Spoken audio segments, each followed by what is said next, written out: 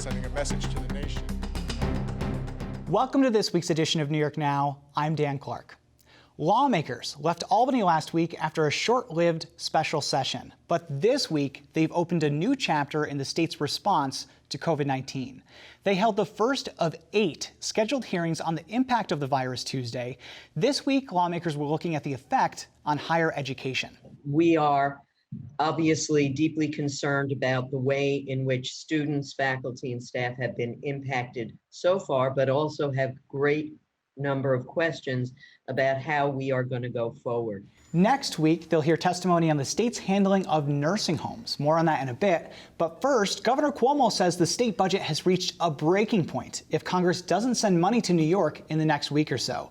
With me in studio is Jesse McKinley from the New York Times. Jesse, thanks. Of course. So the governor has been saying this for 3 months, I think, 3 or 4 months, that the state has this budget deficit of billions of dollars because we're not getting revenue because of the coronavirus.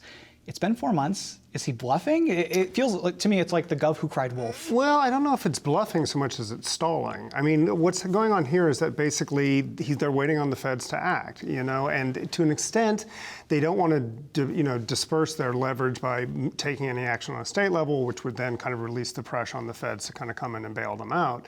But as you point out, the clock is ticking, and we're pushing August at this point. There's going to be some serious cuts on the table if they don't get the money. They're talking about 20% across the board on schools, on other state services. So you're going to something's going to have to give relatively soon, and I think it's up to Mitch McConnell and the rest of the congressional leaders to make a decision. And I don't really know how much leverage the governor has over those sorts of people. Right, that's what I'm thinking. So he said this week that the president has said in the past that he might be open to state aid and local aid, but the Republicans in the U.S. Senate, this is the context that I think that we're missing here, is that the Republicans of the U.S. Senate have said, we don't want to give state aid, and I think it was Mitch McConnell that said it would be a blue state bailout. So how far apart are they, I guess? Well, I think the blue state bailout probably sent, Governor Cuomo's, ears ringing. That was not a happy day for him.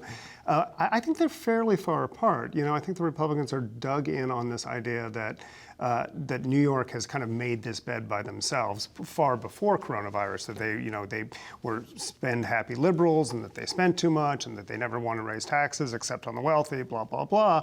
So the Washington Republicans are very resistant to kind of making any sort of bailout of New York. But that being said, this is kind of a critical time for the Republicans as well. It's less than 100 days to election.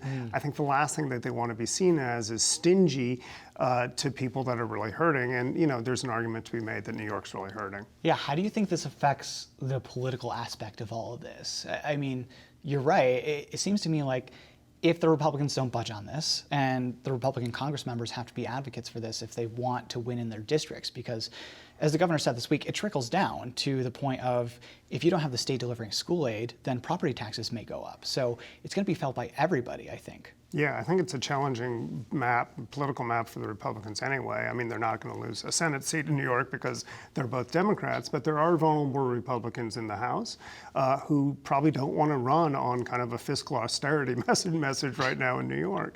And, more broadly speaking, things like unemployment benefits, things like that, those are going to be issues that the Democrats try to make hay against the Republicans with, not only in New York, but also nationally. So quickly, let's break down some of the consequences of if this does not happen. And we've heard this from, I feel like every time that we talk to him on a conference call or in the Red Room, he says the exact same things every time. The virus came from Europe. Confirmed. Exactly. Yes. Yeah. The virus came from Europe. We're going to get 20% cuts if we don't get this money. Yep. So we're talking about 20% cuts to local governments, schools, and hospitals. Yes. And I'm assuming that would be devastating. I assume that would be devastating. I don't run a school or a hospital, but it sounds pretty terrible to me. And you are right. I mean, consistent is one way of putting it. Repetitive to the point of exhaustion is another way of putting it. But Cuomo certainly stays on message with this, and his message has been since the very beginning when it became evident that this was going to be, a multi-billion-dollar hole. The other day he said $30 billion hole over 2 years, that they were going to need a federal bailout, and that if the feds don't step in, the state is going to have to cut, and those cuts are going to hurt. Quickly, before I have to let you go, the state Division of Budget is scrapping the Mother Nature Bond Act, which would have been $3 billion for the state to borrow for environmental projects. Predictions on whether the legislature will pass it again next year so that it can go on the ballot again next year? Or do you think that our financial situation might scrap it permanently? You know, I've stopped making predictions since 2016 on anything, but I will say that that was a popular initiative I think that the governor came out with. I think it probably would have had support even from some Republicans. And so I would suspect it comes back to life next year. But once again, I didn't suspect that we'd be sitting here right now in the year 2020 talking about a global pandemic. So there it goes. All right, Jesse McKinley from the New York Times. Thanks so much. Absolutely.